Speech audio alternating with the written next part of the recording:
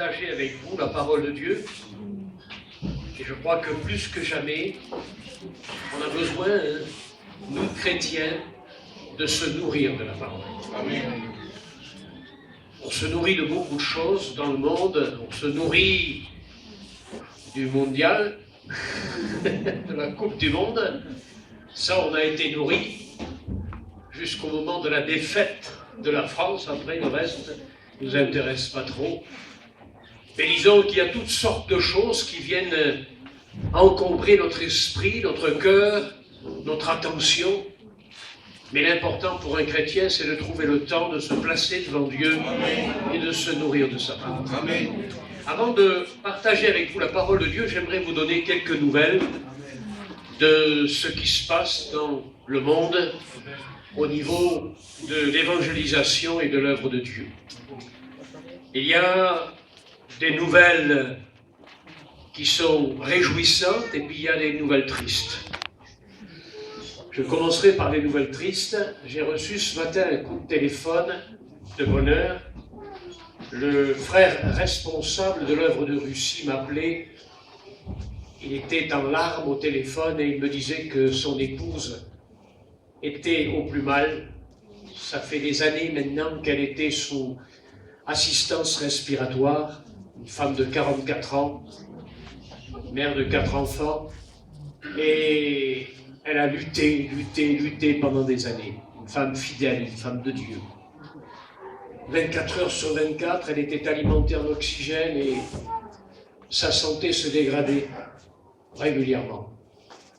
Et puis, ils l'ont amenée d'urgence à l'hôpital ce matin et vers midi, elle est décédée, elle est partie auprès du Seigneur. Ça a été pour moi un moment de tristesse, mais aussi à cause de l'espérance que nous avons en Jésus-Christ. Pour nous, ce n'est pas une tristesse, c'est aussi une délivrance et une espérance que d'être auprès du Seigneur. De voir enfin celui que nous avons aimé sans l'avoir vu, de le contempler dans sa gloire.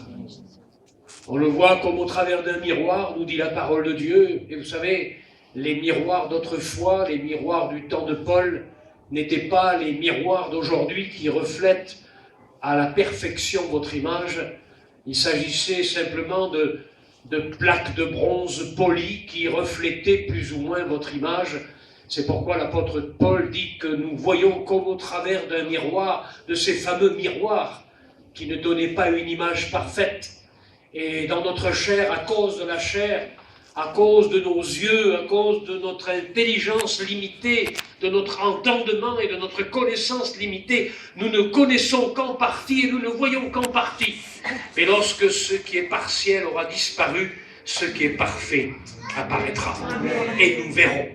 Nous verrons non pas seulement Christ dans toute sa gloire, mais nous verrons aussi nos bien-aimés, ceux qui nous ont devancés dans le Seigneur. Et certainement que vous avez connu ces moments de deuil et de tristesse, où un bien-aimé, jeune ou âgé, est parti et nous a devancés, mais ils sont auprès du Seigneur. Heureux ceux qui meurent dès à présent dans le Seigneur. Heureux ceux qui meurent dans le Seigneur, car ils se reposent de leurs œuvres. C'est là notre espérance. Et notre sœur est partie. Elle nous a devancés. Toutes larmes de ses yeux sont essuyées auprès du Seigneur. L'œuvre de Dieu avance en Russie. Malgré ces moments de tempête, malgré ces moments difficiles, malgré ces sujets de découragement qui devraient nous décourager, mais au-delà des circonstances, notre espérance demeure ferme dans le Seigneur. Nous avons eu le privilège cette année de pouvoir ouvrir un champ missionnaire tout spécial. Vous savez que pendant des années, la Russie a été un pays fermé à l'évangile. On mettait en prison les prédicateurs. On interdisait de diffuser la Bible, de propager la Bible, de distribuer la Bible. Même dans certaines régions de Russie, de lire la Bible ou d'enseigner la Bible à nos enfants.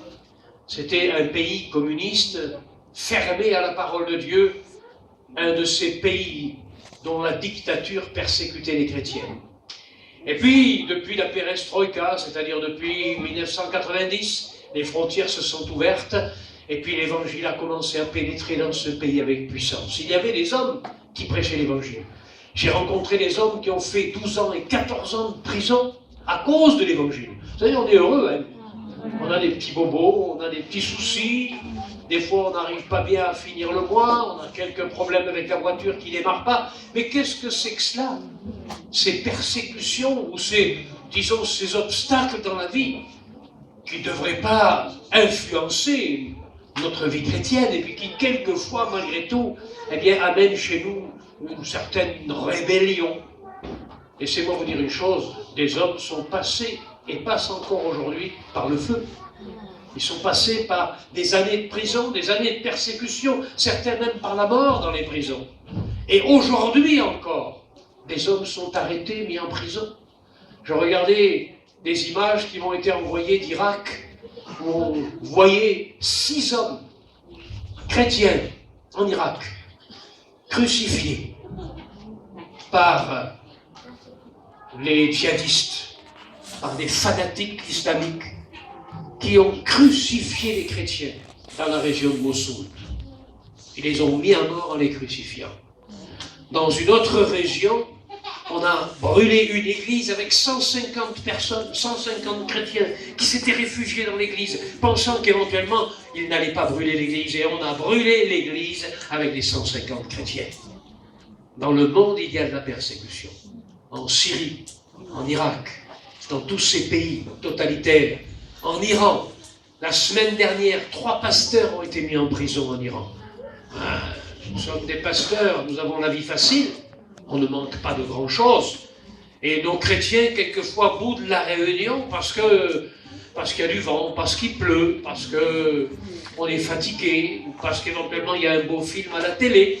Et les chrétiens souffrent, sont persécutés, ont soif de la parole, ont faim de la parole, se réunissent dans la clandestinité. Moi, j'ai connu ces temps de clandestinité. Pendant les temps où j'ai travaillé en Roumanie, du temps de Ceausescu, nous faisions des réunions dans les bois à 2 heures du matin. Et nous baptisions les gens en cassant la glace. À 11 heures et 2 heures du matin, la nuit, en plein hiver, nous cassions la glace parce que les gens ne voulaient pas attendre l'été pour être baptisés. Ils disaient, je crois, je veux être baptisé, je veux être baptisé. On disait, attendez le printemps. Non, maintenant. Casser la glace. Et on baptisait les gens. Et oui, vous n'avez pas encore souffert jusqu'au sang, nous dit la parole de Dieu, à cause de l'évangile. Bénissons Dieu pour la liberté que nous avons ici. Arrêtons nos petites babioles, nos petites disputes, nos petits regards tordus à l'égard de l'un ou de l'autre. Vivons Christ pleinement et bénissons Dieu pour la liberté que nous avons aujourd'hui. Que sera-t-il demain? Aujourd'hui, bénissons Dieu pour la liberté que nous avons d'annoncer Jésus-Christ. Et puis, comme je vous disais en Russie, Dieu ouvre les portes. Et la Bible dit que quand Dieu ouvre une porte, personne ne peut la fermer. Mais quand Dieu ferme une porte, personne ne peut l'ouvrir. Et Dieu nous a ouvert une porte, plusieurs portes même. Des portes des prisons de Russie. Autrefois, on vous mettait en prison à cause de l'évangile. On vous mettait en prison à cause de la Bible. Aujourd'hui, nous prêchons l'évangile dans les prisons de Russie. Dans la plus grande prison de Moscou, 4700 prisonniers, 310 femmes tziganes, prison de femmes, 310 femmes tziganes dans la prison, certaines condamnées à des peines de 10 et 15 ans de prison. Le Seigneur a permis qu'une porte nous soit ouverte et nous avons prêché l'évangile. Le directeur était tellement bouleversé qu'après 1 heure de réunion, il est venu vers nous, il a dit, écoutez, je vous donne encore 2 heures de plus. Et pendant 2 heures supplémentaires, on a prié pour les gens, fait des appels, annoncé Jésus-Christ, témoigné et chanté des cantiques. La prison résonnait des cantiques. Dieu agit de façon glorieuse. Et le directeur de la prison a été tellement bouleversé qu'il a appelé l'équipe dans le bureau et il a dit, voilà, désormais, je vous fais une lettre pour que vous puissiez aller prêcher l'évangile dans toutes les prisons de Russie. Et toutes les prisons de Russie nous sont ouvertes pour annoncer Jésus-Christ. Voilà ce que Dieu fait. Voilà ce que Dieu fait. Je bénis Dieu pour les aumôniers. Je ne sais pas s'il y en a ici, des aumôniers. Peut-être qu'il y en a dans d'autres villes de votre région, mais je bénis Dieu pour les aumôniers. Ceux qui travaillent et qui visitent les gens en prison. Vous avez peut-être même certains membres de votre famille qui sont en prison, des cousins de loin, je ne sais pas, qui sont en prison. Et béni soit Dieu parce qu'il y a des hommes qui consacrent leur ministère en prison pour prêcher l'évangile. Oh, ils ne font pas des réunions avec 300 femmes. Ils ne distribuent pas 300 Bibles le même jour pour les 300 femmes.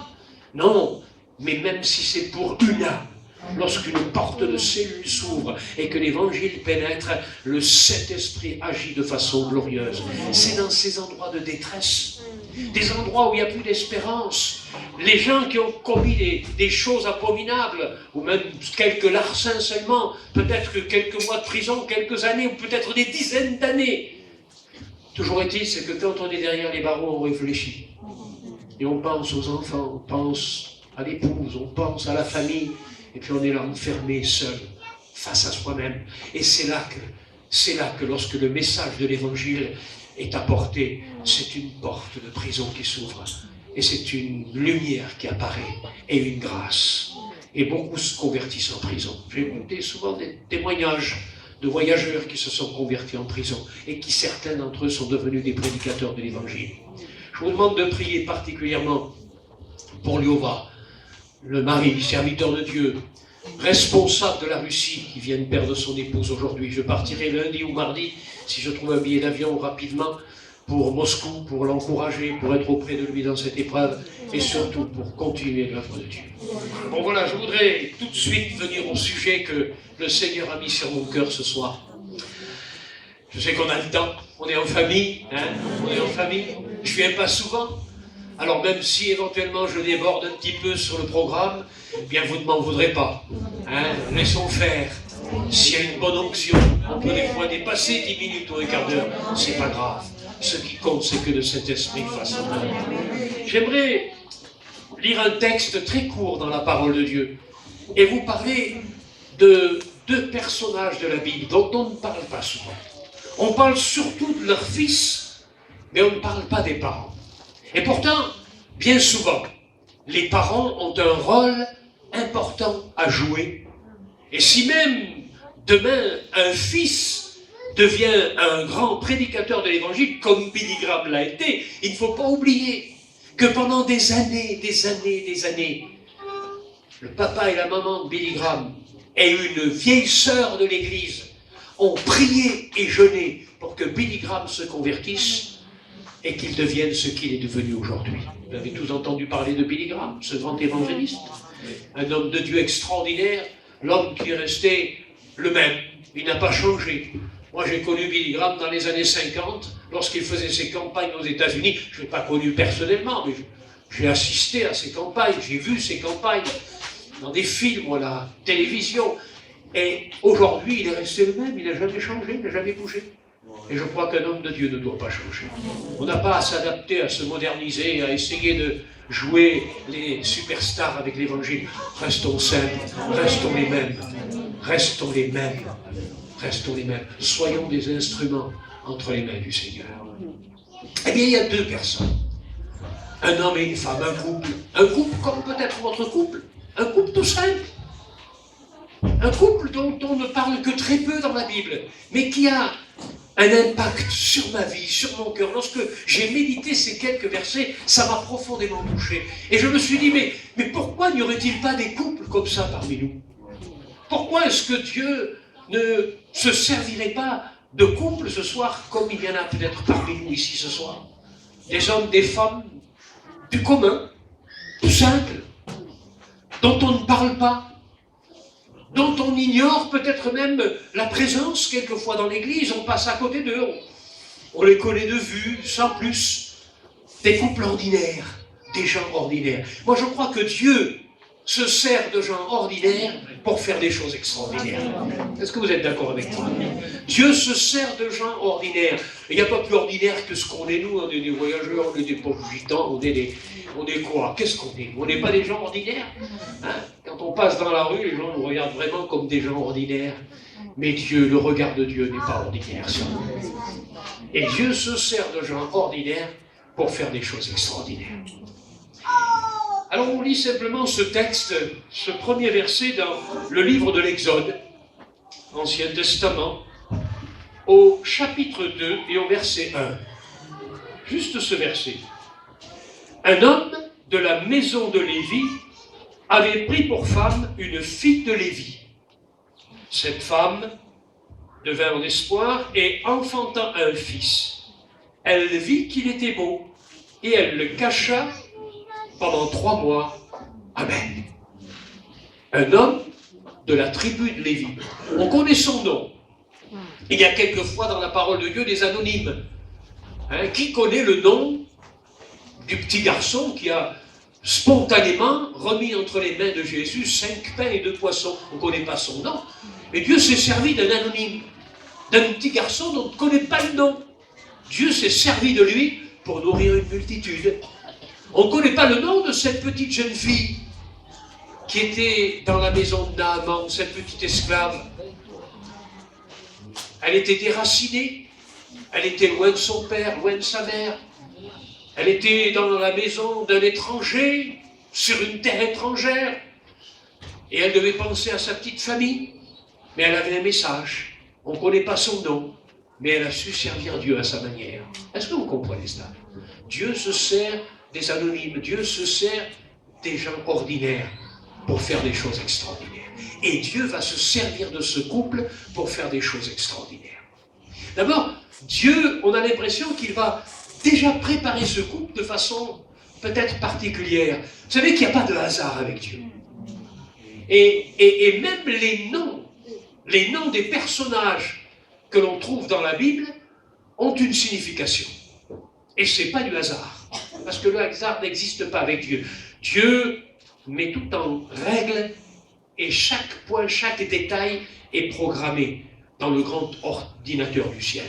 Je ne sais pas s'il a un ordinateur avec un programme et un logiciel spécial, mais toujours est-il, c'est que dans son omniscience, dans sa grande science, voyant tout, connaissant tout, le présent, le passé, l'avenir, il programme des choses.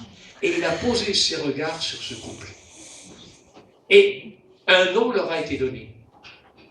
L'homme s'appelle Abraham. Mais Abraham a une signification particulière. Abraham, ça veut dire celui dont Dieu est l'associé, le partenaire. Il a fait de Dieu son associé. Ça veut beaucoup dire ça. Dieu est mon associé. Je compte sur Dieu. Il est mon associé. Dans les bons comme dans les mauvais moments, Dieu est avec moi. Il est mon associé. Je m'appuie sur lui.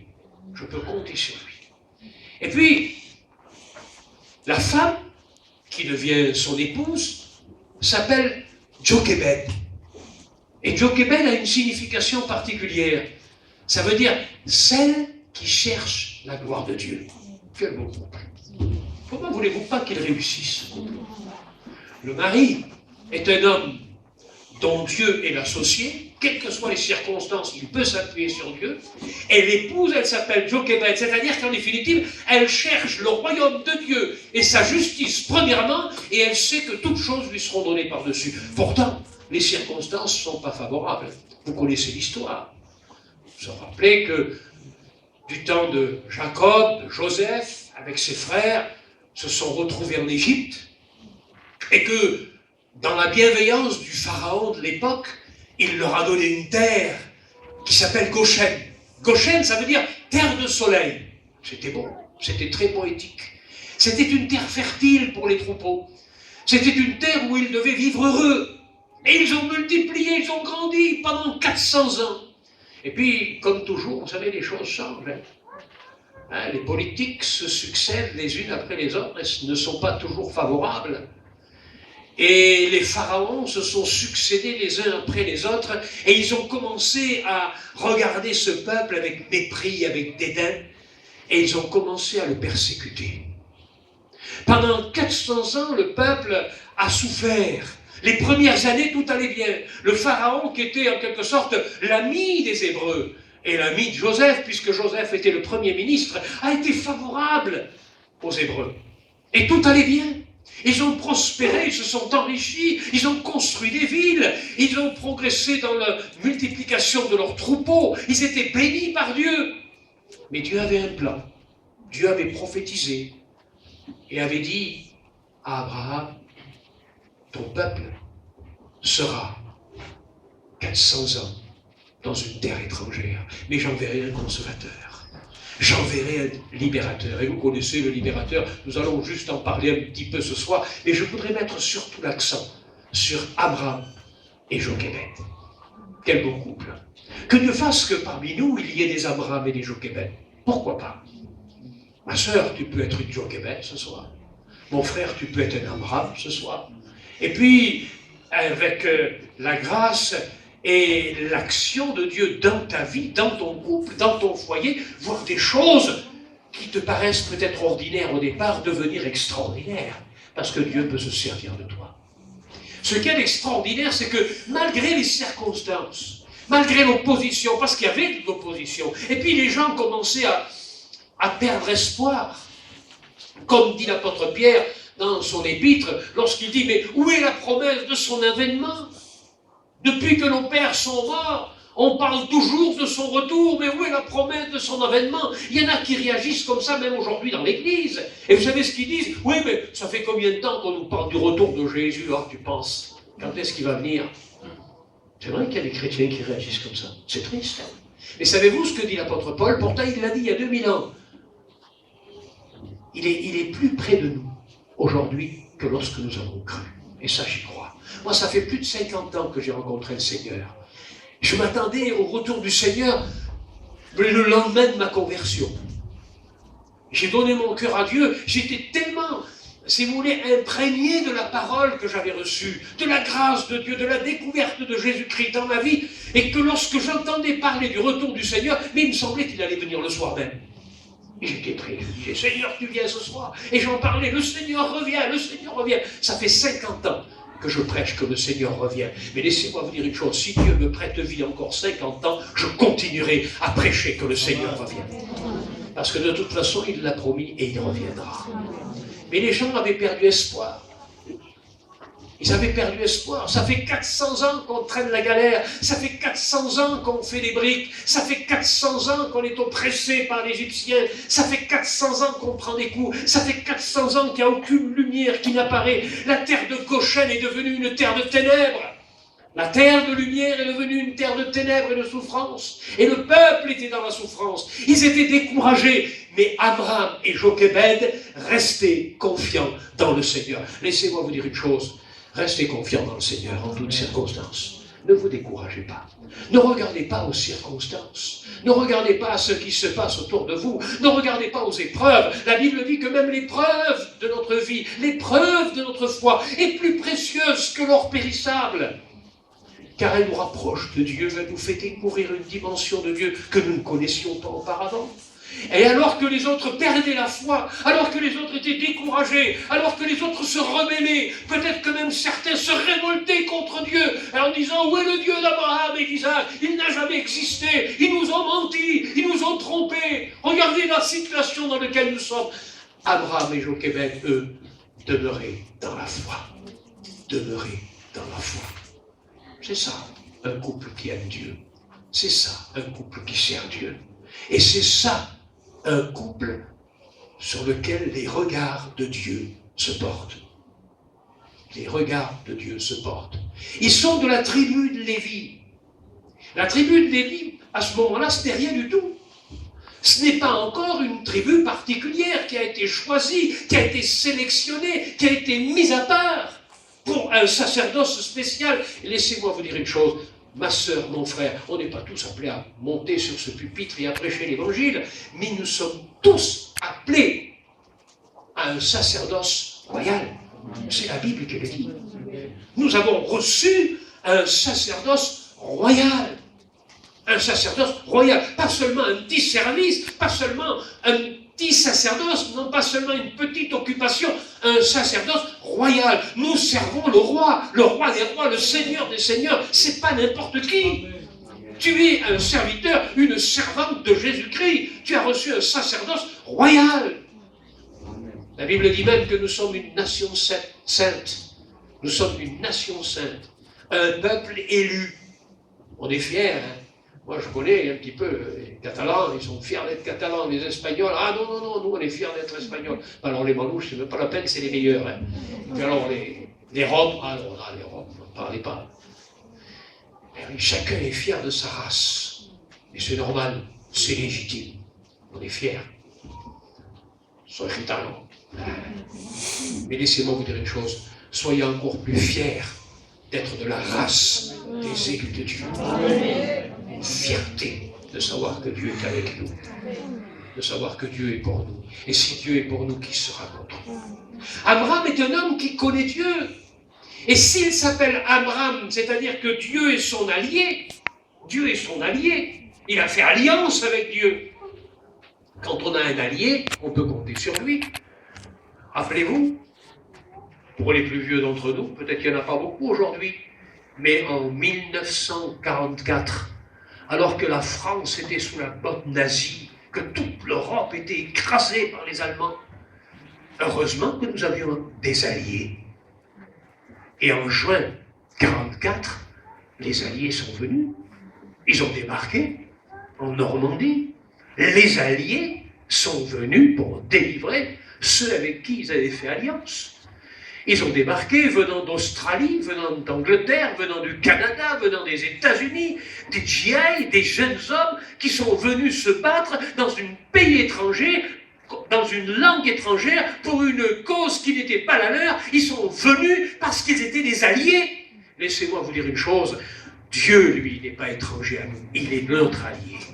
Et si Abraham était l'allié de Dieu, parce que son nom signifie allié de Dieu ou associé de Dieu, laissez-moi vous dire une chose, quand on est l'allié de quelqu'un ou l'associé de quelqu'un, ça veut dire qu'on a une intimité avec lui.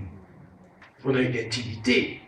Moi, si j'ai un copain, je ne le vois pas une fois tous les 10 ans, je lui téléphone, alors ça va, on va passer un petit moment ensemble, on mange au restaurant, tiens, on va aller au grand buffet, là, on va commencer à bien casser la croûte, on essaye de se trouver le plus possible, le plus longtemps possible, le plus fréquemment possible, en compagnie de son ami, de son allié, sur qui on peut compter quand on a des problèmes. À 2 heures du matin, s'il y a quelque chose qui cloche, on l'appelle et il est là, il vient, il est mon allié, il est mon associé, je peux compter sur lui dans toutes les circonstances. Il y a une intimité, et Abraham avait une intimité avec Dieu.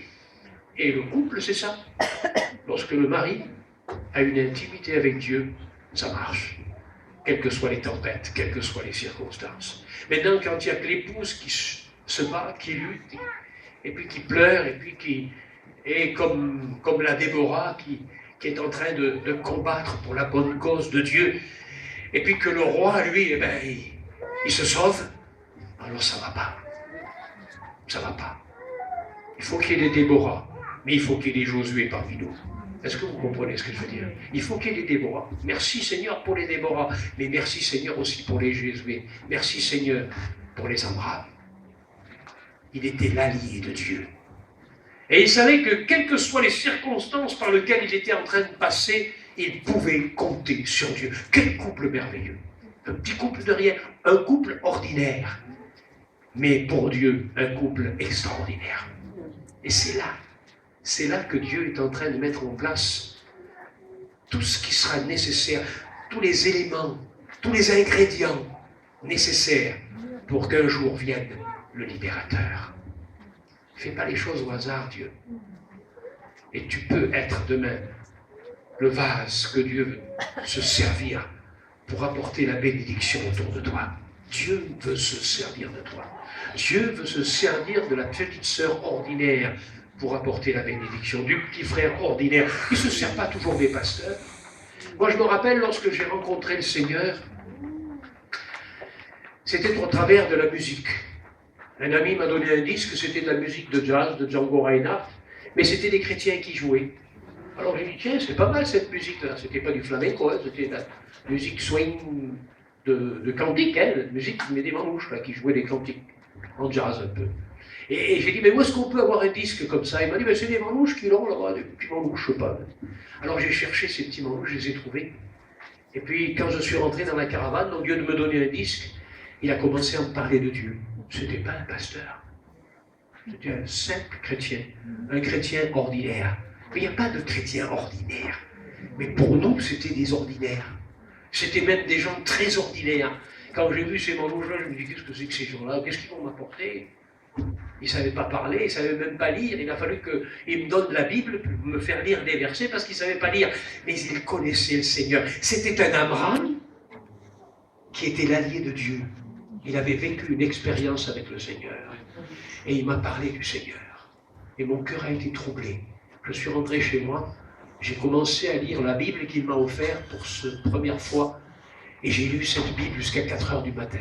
À 4 heures du matin, je suis tombé au pied de mon lit. Et j'ai commencé à demander pardon à Dieu. Et j'ai donné mon cœur à Jésus. Est-ce que vous réalisez? Un homme ordinaire a permis que je puisse découvrir Jésus parce qu'il était l'intime de Jésus. Il était l'allié de Dieu. Parce qu'il était l'allié de Dieu, Dieu s'est servi de lui pour me faire découvrir Jésus-Christ. Et aujourd'hui, je suis missionnaire. Mais si je suis missionnaire, c'est grâce à lui. C'est grâce à lui. C'est pas un grand pasteur. C'était pas un grand orateur. C'était pas un théologien. Il n'est pas venu avec du grec et de l'hébreu. Il est venu avec son témoignage. Il est venu avec le Dieu avec lequel il avait fait alliance. C'était un Abraham qui m'a apporté et qui m'a fait découvrir le libérateur. C'est grand ça, le libérateur. Tu peux être celle ou celui qui apporte à l'autre le libérateur. Tu peux être un Abraham, tu peux être une Jochebed. Pour elle, il n'y a rien que Dieu qui comptait. Rien que Dieu qui comptait. Je me rappelle une fois, il y avait un frère qui est devenu frère. À l'époque, il n'était pas frère. Sa femme était convertie. Il est allé voir le pasteur. Il lui a dit, écoute, pasteur, je ne sais pas, ma femme, elle est complètement fada. Il n'y a que Dieu, il n'y a que Dieu. Elle fait parler de Dieu. Elle prie Dieu toute la journée. Même la nuit, elle prie. Écoute, essaye de la raisonner. Dis-lui qu'elle arrête. Mais il dit, je ne peux pas. Je ne peux pas l'arrêter. Mais pourquoi tu ne peux pas l'arrêter? Mais je ne sais pas, parce qu'elle est remplie du Saint-Esprit. Tu ne peux pas arrêter quelqu'un qui est rempli du Saint-Esprit. Et quelques temps après, il s'est converti. Mais elle était entièrement pour Dieu. Entièrement pour Dieu. C'était une Jochebed. Dieu, pour elle, c'était sa priorité. On parle de passion. Hein? L'autre jour, on a vu quelle était la passion du football. J'ai été étonné. Et j'ai entendu une chose qui m'a fait dresser les cheveux sur la tête. Il y avait 2 bonhommes qui voulaient entrer à tout prix pour voir le match. Et ils n'avaient pas de billets. Ils ont cherché des billets de tous les côtés et on leur a proposé des billets. Savez-vous à quel prix? 7 500 € le billet. Et ils ont déboursé 15 000 € pour avoir les 2 billets pour 90 minutes à courir derrière un ballon. Quelle passion! Quelle passion! Ils se sont privés de je ne sais pas quoi pour pouvoir voir le match. Pour eux, c'était ça. Moi, voir le match et mourir, c'est tout ce que je demande. Voilà ce qu'ils disaient. Voir le match et mourir. Avant, on disait voir Capri et mourir. Mais eux, c'était voir le match et mourir. Quelle passion! Quelle passion ils avaient, ces hommes! Passionnés à ce point-là, mais c'est pas possible. Traverser l'Atlantique, aller dans ces pays, prendre des autobus, des avions, des trains, tout ce que vous voulez, et arriver là, à la porte du stade, et ne pas avoir de billets, et être encore prêt à débourser, mais des sommes folles. Laissez-moi vous dire une chose. On mesure le prix d'une passion au prix qu'on est prêt à payer.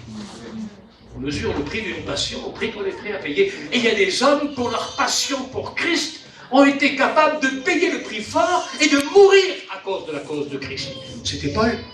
C'est pour ça que Paul dit, dans ce texte du livre des Philippiens, c'est bien ce qu'il dit. Christ est ma vie. Christ est la passion de ma vie. Je n'ai qu'une passion, c'est Christ. Christ est ma raison de vivre. Voilà ce qu'il dit, Paul. Christ est ma raison de vivre, et la mort m'est un gain. Mais laissez-moi vous dire une chose, Jochebed, sa passion, c'était Dieu. C'était sa priorité. Oh, elle ne faisait pas beaucoup de bruit autour d'elle, mais dans son cœur, elle vivait sa passion pour Dieu. Quelle est ta passion? Quelle est ta passion?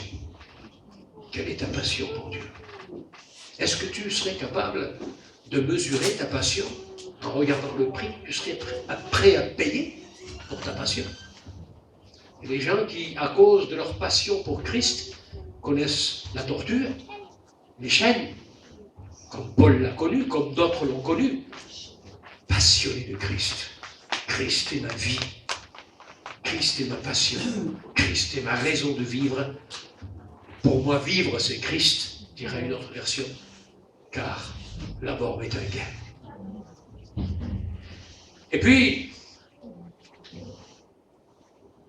le moment va arriver, moment fatal, où ce qui devait être une joie, une réjouissance, devient un fardeau et un véritable drame dans la famille.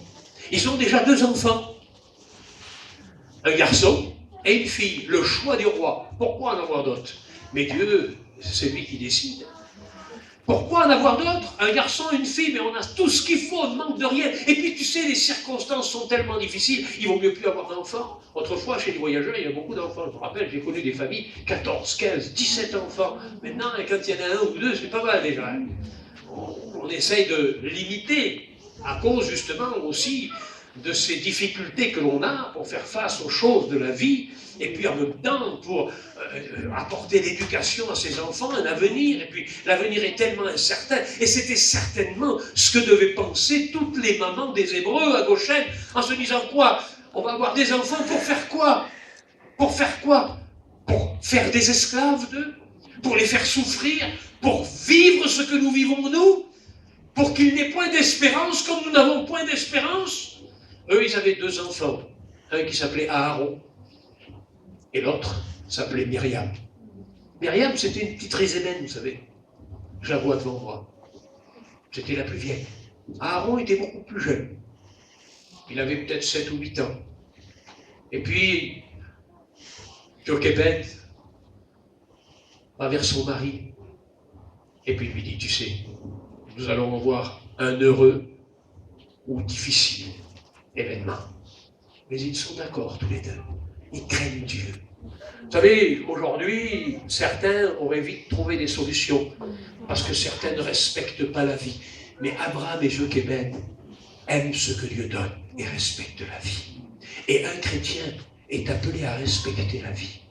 Vous comprenez ce que je veux dire? Je ne veux pas rentrer dans les détails, mais vous savez ce que ça veut dire. Surtout les mamans savent ce que ça veut dire. Un chrétien respecte la vie. Respecte la vie. On ne joue pas avec la vie. Quand Dieu donne la vie, nous respectons la vie. C'est une grâce. C'est un cadeau que Dieu fait dans une famille. Même si ça amène des jours difficiles, même si ça amène peut-être des renoncements, même si ça amène un prix à payer quelquefois, c'est un cadeau de Dieu. C'est une vie. Quoi de plus beau que la vie? Quoi de plus beau qu'une vie? Ne tombons pas dans le piège de certains qui trouvent vite des solutions pour se débarrasser éventuellement des contraintes qu'apporte la vie. Et puis, ils sont ensemble. Abraham, Aaron, Myriam et Jochebed. Le papa, la maman et les enfants. On a l'impression d'ailleurs quand on lit le récit, et si vous l'avez lu chez vous, qu'il y a une complicité parfaite. La preuve, c'est qu'à un moment donné, même la petite fille, elle se mêle, elle prend un rôle spécial, elle est maligne, elle voit les choses, elle sent les choses, et elle va avoir des attitudes, et elle va prendre des initiatives extraordinaires. Pourquoi? Parce qu'il y a une complicité. Ils sont unis dans la famille. Laissez-moi vous dire une chose, quand on est uni avec Dieu, on est uni dans la famille. Quand on est uni avec Dieu, on est uni dans la famille. Le pharaon de ce siècle d'aujourd'hui, il n'est pas meilleur que celui du temps de Moïse, ou du temps d'Abraham et Jochebed. Il n'est pas meilleur. Il est aussi cruel. Il veut voler vos enfants. Il veut en faire ses esclaves. Il veut les tuer. Comme il avait donné d'ailleurs l'ordre aux Hébreux, en disant, si un enfant naît, si c'est un garçon, vous allez le prendre et vous le jetterez dans le Nil pour nourrir les crocodiles. Il avait donné cet ordre. Et tout le monde le savait, tout le monde craignait. Et certainement que Abraham et Jochebed priaient le Seigneur, Seigneur, permets que ça soit une fille, qu'elle puisse vivre, mais surtout pas un garçon, mais que ta volonté soit faite. Mais Dieu avait préparé que ça soit un garçon, parce que c'était le libérateur qui devait venir. Est-ce que vous comprenez ce que je veux dire? Il n'avait pas décidé de libérer les Hébreux avec une fille, il avait décidé de libérer les Hébreux avec un garçon. C'est pourquoi il avait donné un garçon à ce couple merveilleux qui craignait Dieu, à son associé Abraham et à celle qui aimait le Seigneur par-dessus tout, qui avait fait de la gloire de Dieu, toute son investigation et toute sa recherche. Et puis, le garçon est arrivé. Quel dilemme! Combien de questions, combien de souffrances, des joies et des souffrances. Il arrive dans la vie qu'il y a des joies mêlées de larmes. Il arrive dans la vie qu'il y a des joies mêlées de souffrances. Vous avez un fils, une fille, vous vous réjouissez, et puis de ce coup, il vous échappe, et puis le pharaon de ce siècle vous l'a pris. Il vous l'a pris dans la drogue, il vous l'a pris dans la misère, il vous l'a pris dans les plaisirs. Vous avez pourtant tout fait pour l'éduquer, vous avez tout fait pour le faire grandir. Vous l'avez amené à l'école du dimanche et tout. Et puis il est venu, le pharaon. Il l'a pris, votre enfant. Il vous l'a volé.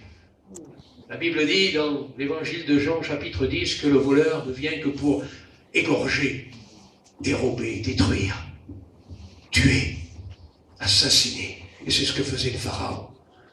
Il faisait de la jeunesse des Hébreux ses esclaves. Et plus que jamais aujourd'hui, notre jeunesse, et même la jeunesse chrétienne, celle de nos enfants, celle de vos enfants, il veut en faire ses esclaves. C'est terrible ça. C'est terrible. Esclave de l'Internet, esclave du Facebook, esclave du péché, esclave de la drogue, esclave du mensonge, esclave du plaisir, esclave de l'hypocrisie, esclave de la violence, esclave de la haine. Il en fait ses esclaves. Et il nous échappe. Les enfants nous échappent. Pourquoi ils nous échappent? Parce qu'on n'est peut-être pas des Abraham, parce qu'on n'est peut-être pas des Jochebed, et on n'a pas su garder notre patrimoine spirituel et familial. Est-ce que vous comprenez ce que je veux dire? Combien de larmes, combien de prières, combien d'intercessions Abraham et Jochebed ont fait monter vers Dieu lorsqu'ils ont vu que c'était un garçon. Seigneur, Seigneur, tu nous as donné un fils. Seigneur, protège-le, garde-le, Seigneur. Fais quelque chose, Seigneur, on va nous le prendre. Et ils l'ont caché, ils l'ont caché, ils l'ont caché. Et la Bible dit qu'elle l'a caché pendant 3 mois. Un petit bébé, 3 mois. Ça fait du bruit, un petit bébé. Regardez, ils font tellement de bruit, les bébés qu'on les a mis derrière, là-bas. Ça fait du bruit. C'est vivant. C'est joyeux. C'est insouciant. C'est inconscient. Ça fait du bruit. Ça pleure quand ça a faim. Ça fait du bruit. Ça a envie de parler, alors ça babiole. Ça fait du bruit. Et les portes de la maison d'Abraham et Jochebed étaient fermées. On surveillait dehors pour savoir si les soldats de Pharaon n'allaient pas venir pour le prendre, ou si éventuellement une voisine à qui on avait enlevé son enfant, par jalousie, ne l'aurait pas dénoncé en disant « Oui, on m'a pris le mien, mais ils vont prendre le tien aussi. » Est-ce que vous comprenez ça? C'est terrible. Combien de souffrances pendant ces mois, combien de douleurs, combien de déchirements, combien de larmes, combien de prières, combien d'intercessions. Combien d'intercessions? 24 heures sur 24, il fallait surveiller l'enfant. Laissez-moi vous dire une chose, il faut surveiller nos enfants 24 heures sur 24. Vous allez me dire, mais je ne suis pas derrière lui. C'est vrai, vous n'êtes pas derrière. Mais à genoux, vous pouvez le surveiller. À genoux dans la prière, à genoux dans l'intercession, à genoux au trône de la grâce. Seigneur, prends soin de mes enfants. Seigneur, protège-les. Seigneur, garde-les, Seigneur, parle à leur cœur. Moi, j'ai vécu cela. J'ai eu un fils qui s'est converti très tard, très tard. Pourtant, on a tout fait. Et je suis sûr que les serviteurs de Dieu font pareil, ce que j'ai fait. On a amené l'enfant dans l'école du dimanche. À l'époque, on n'avait pas d'école du dimanche dans les années 80, lorsque ce garçon-là était né, on n'avait pas d'école du dimanche, mais on l'amenait vers les gadgets, dans l'église des gadgets. Imaginez-vous, on faisait l'effort de l'amener, avant d'aller au culte des voyageurs, on l'amenait dans l'église des gadgets pour qu'il apprenne la Bible, pour qu'il connaisse quelque chose, pour qu'il soit éduqué dans le Seigneur. Et puis ça n'a rien fait. Il a grandi, puis il a fait son choix, il a vécu comme un malfrat. Et ça portait atteinte à ma vie, ça portait une ombre à mon ministère. J'étais angoissé, j'étais frustré dans mon cœur en me disant, Seigneur, mais les gens vont me dire, mais médecin, guéris-toi toi-même. Occupe-toi de ton fils. T'as vu ce qu'il fait, ton fils? On aurait pu le pointer du doigt et me pointer du doigt avec. J'étais malheureux. Puis je priais avec mon épouse. Je disais, Seigneur, touche-le. Et puis un jour, le Seigneur m'a dit, mais je ne peux pas exaucer ta prière. Ça arrive, ça, que Dieu ne peut pas exaucer certaines prières. Dieu n'exauce pas parce que vous demandez mal. Et je demandais mal. Et je ne savais pas que je demandais mal. Et puis le Seigneur me l'a montré. Je priais, pas pour lui, pour moi. Pour que je sois tranquille, pour que j'ai plus à regarder à la fenêtre du carreau de la caravane si la voiture à 4 heures du matin ou 5 heures du matin était rentrée.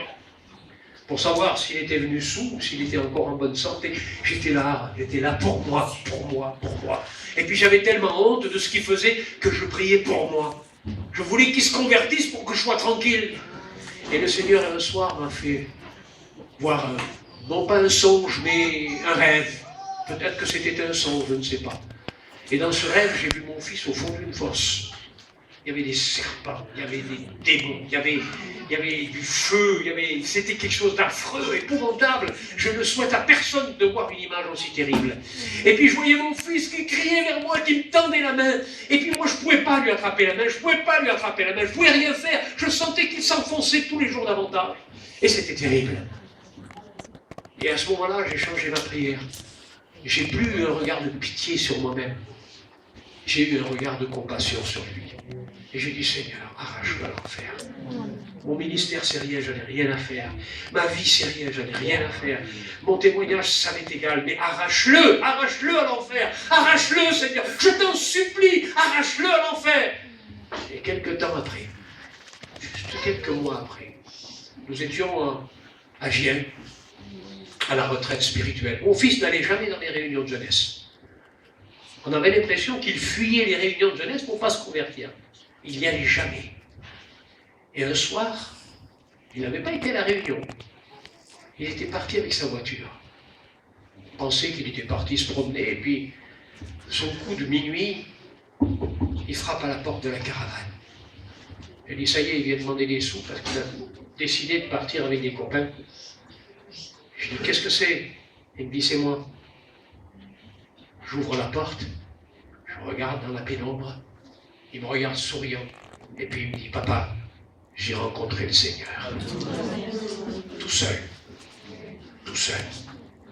attiré par le Saint-Esprit, il était parti avec sa voiture dans un champ, et il s'était mis à prier Dieu, demandant à Dieu de toucher son cœur, de changer sa vie.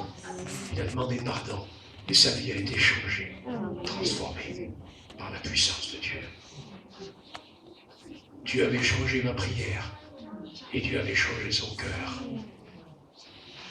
J'étais devenu un Amram. J'étais pas un Amram. J'étais un égoïste.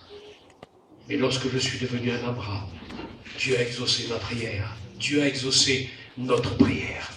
Et aujourd'hui, il est serviteur de Dieu. Il est à l'école biblique. Il est serviteur de Dieu reconnu. Et c'est un garçon vaillant pour le Seigneur. Je dis ça parce qu'il n'est pas là. Il serait là, je ne le dirai pas. Il est vaillant pour le Seigneur. Savez-vous où il est en ce moment? Il y en a beaucoup qui partent avec des groupes et qui s'en vont à Saint-Tropez, au bord de la mer. Savez-vous où il est? Il est sur une place là où il y a des rats. Il est sur la fête à Paris, tout seul. Et il fait des réunions sur la fête. Il fait ça sur la foire du trône. Il fait des réunions aux loges. Il fait des réunions aux Tuileries pour les fêtiers. Et les gens se convertissent à Jésus-Christ, tout seul. L'autre jour, j'ai téléphoné à mon petit-fils. Et je dis, Thomas, il est tout petit, il a 9 ans. Thomas, ça va? Oui, ça va. Papa, Papou, il m'appelle. Papou, je ne peux pas descendre de la caravane. Pourquoi? Parce que si je descends, j'ai vu des rats sous la table. Il y a des rats comme ça. Mais ça ne fait rien. Lui et sa femme, c'est un Amram et un Jochebed qui servent le Seigneur. Même s'il y a des rats, ils sont là tout l'été. Au lieu d'aller à Saint-Tropez, au lieu d'aller à je ne sais où, avec les autres. Il avait des copains. Tout l'hiver, ils ont des copains pour travailler. Il y a 4-5 prédicateurs avec eux pour travailler.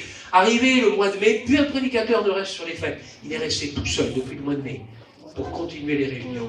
Parce qu'il a à cœur le salut des âmes. Dieu a changé son cœur.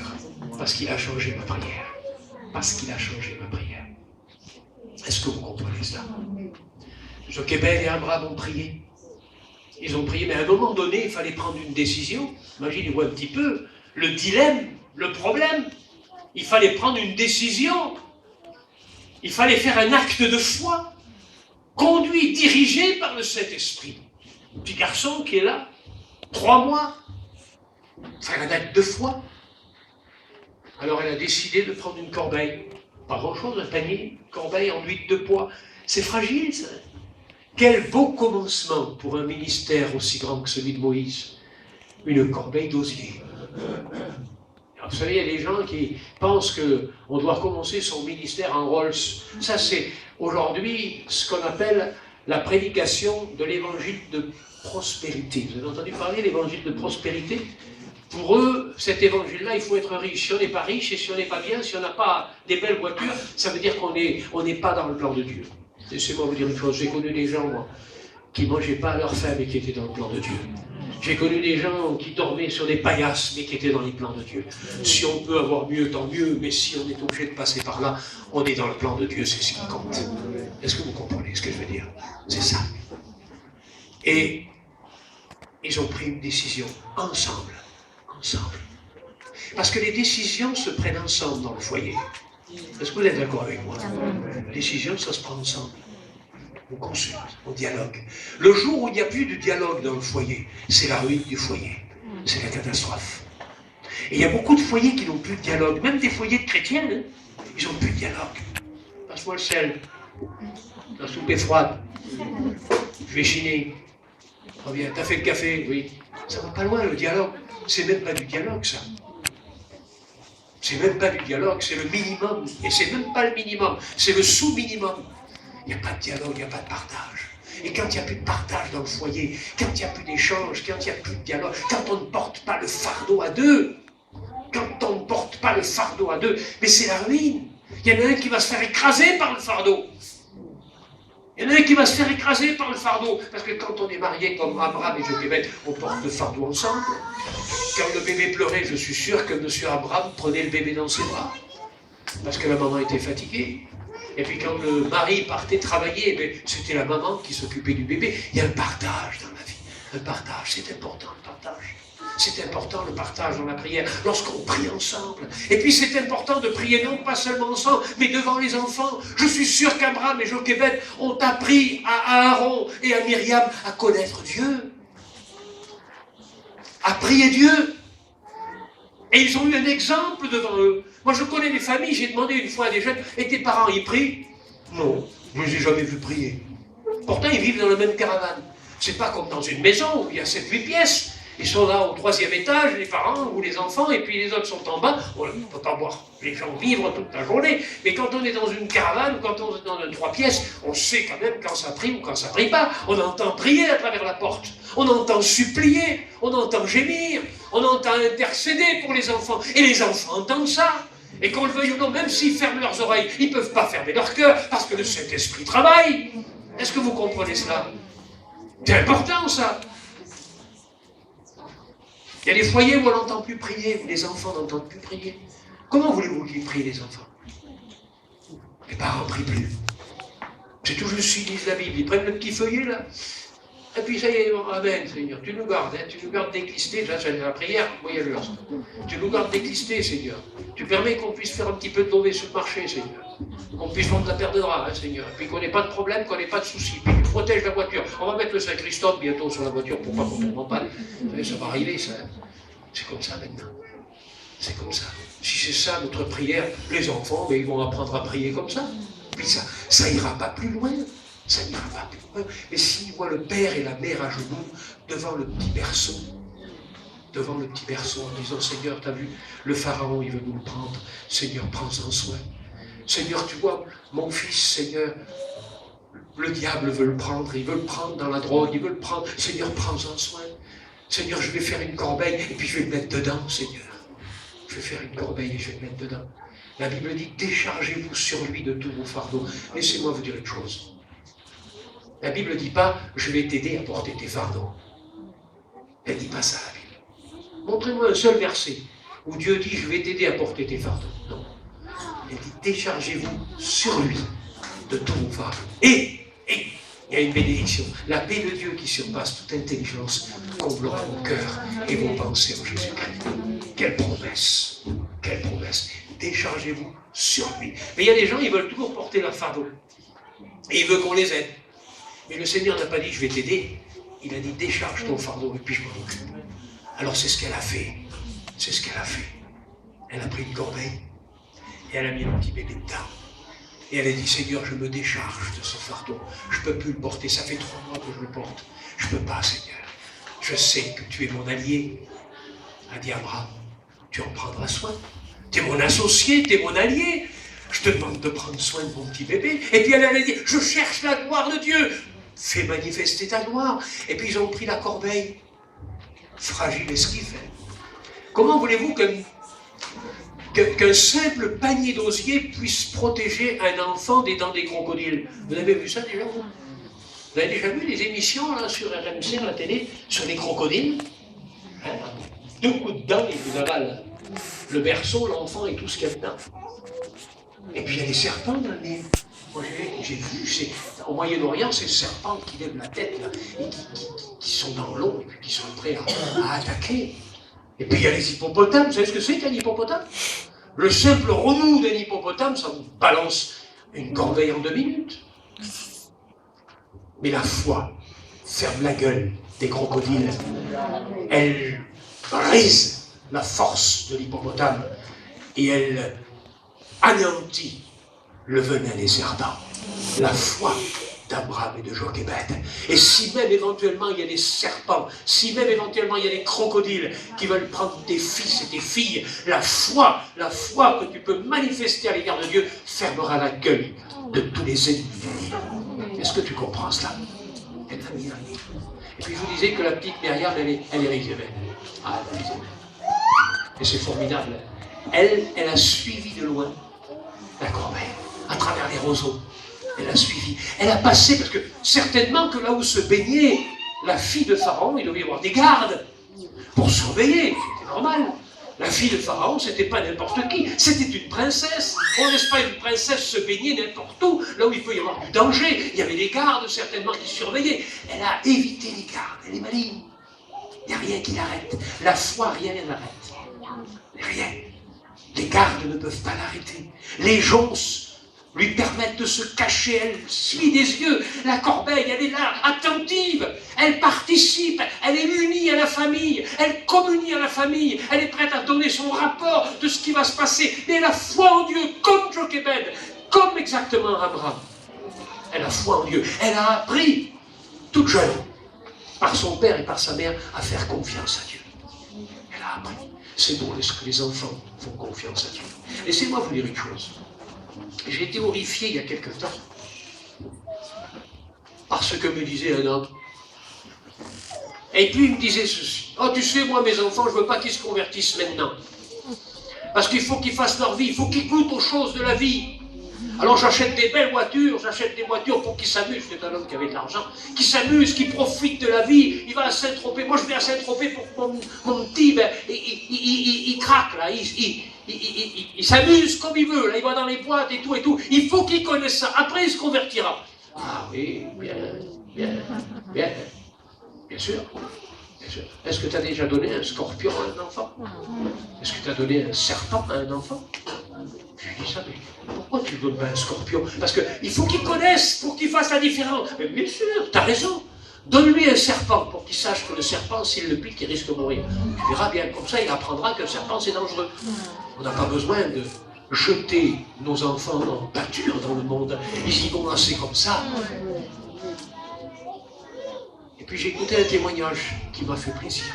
Un jeune, il est prédicateur aujourd'hui. Et je lui avais demandé de témoigner. Je lui ai dit, tu vas témoigner à la réunion? Il dit, non, je ne témoigne pas, je n'ai pas de témoignage. Je dis, comment ça, tu n'as pas de témoignage?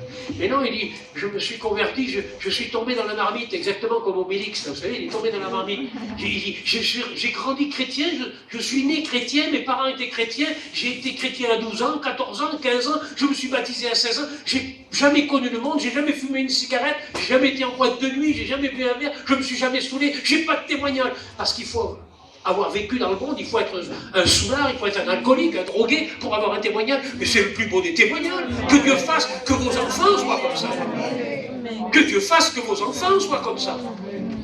Je lui dis, mais c'est ce témoignage-là que je veux entendre, moi, pour que les parents puissent se réjouir de savoir qu'il y a des enfants qui n'ont jamais touché au monde, parce que des parents ont été des Abraham et des Jochebed. Est-ce que vous comprenez ce que je veux dire? Et puis là, au bord du Nil, il y avait la princesse. C'est pas n'importe qui, une princesse. Comment Dieu fait les choses?